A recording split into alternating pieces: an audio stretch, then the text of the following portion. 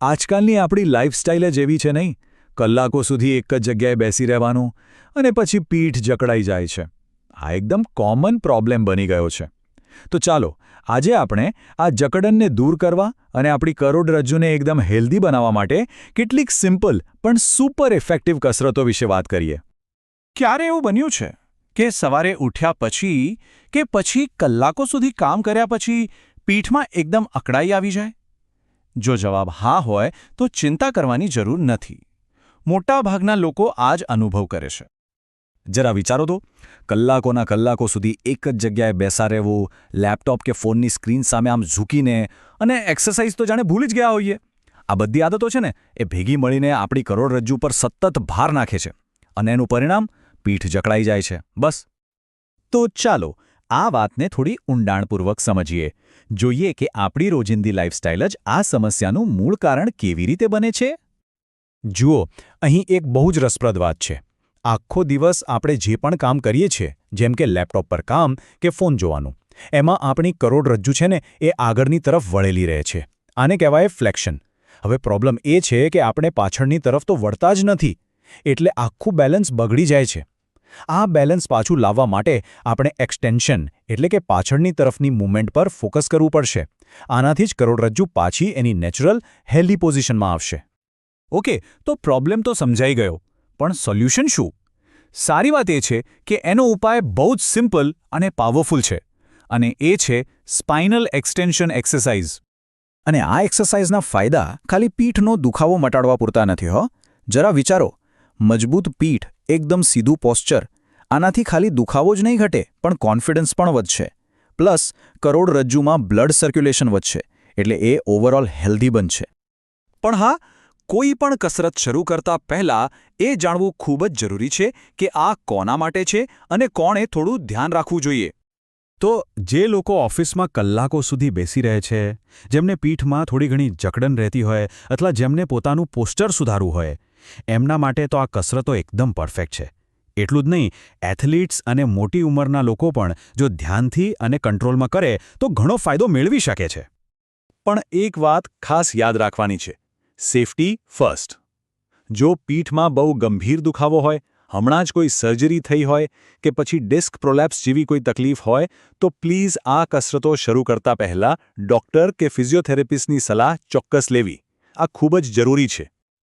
Okay, તો ચાલો હવે મેઇન પાર્ટ પર આવીએ. અહીં એ 5 જબરદસ્ત કસરતો છે જે ઘરે આરામથી કરી શકાય છે. સૌથી પહેલી કસરત છે પ્રોન હિપ એક્સટેન્શન. આ શરૂઆત કરવા માટે એકદમ સરસ અને જેન્ટલ એક્સરસાઇઝ છે. આના માટે પહેલાં પેટના બળે સૂઈ જાઓ. હવે ઘૂંટણને એકદમ સીધો રાખીને ધીમે ધીમે એક પગ ઉપરની તરફ ઉઠાવો. અહીં એક વાતનું ખાસ ધ્યાન રાખવાનું છે કે હિપ્સ જમીન પર જ અડેલા રહે. આનાથી શું થશે કે બધો ભાર લોઅર બેકને બદલે ગ્લુટ્સ પર આવશે. 2-3 સેકન્ડ હોલ્ડ કરો, ધીમેથી પગ નીચે લાવો અને પછી બીજા પગથી સેમ પ્રોસેસ રિપીટ કરો.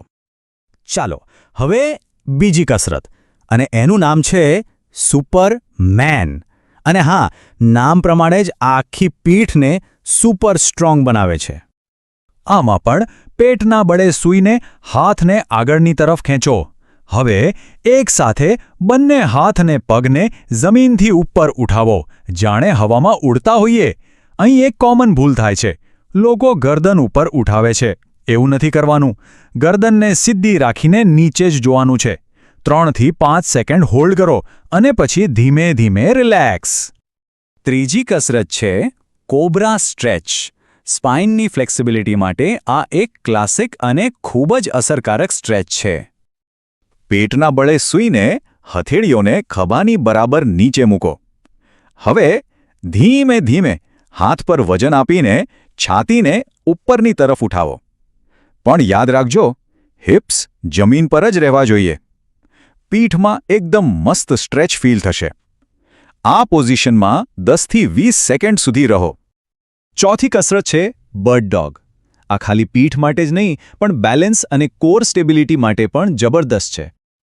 આના માટે હાથ અને ઘૂંટણના બળે ટેબલ જેવી પોઝિશનમાં આવી જાઓ. હવે જમણો હાથ આગળ અને ડાબો પગ પાછળ બંનેને એકસાથે સીધા કરો. અહીં ટ્રીક એ છે કે પીઠને એકદમ સીધી રાખવાની છે. એવું વિચારો કે પીઠ પર પાણીનો ગ્લાસ મૂક્યો છે અને એ ઢોળાવો ન જોઈએ. થોડીવાર હોલ્ડ કરો અને પછી સાઈડ ચેન્જ કરો. અને આપણી છેલ્લી 5મી કસરત છે બ્રિજ પોઝ. આ ગ્લુટ્સ અને લોઅર બેકને મજબૂત કરવા માટે બેસ્ટ છે.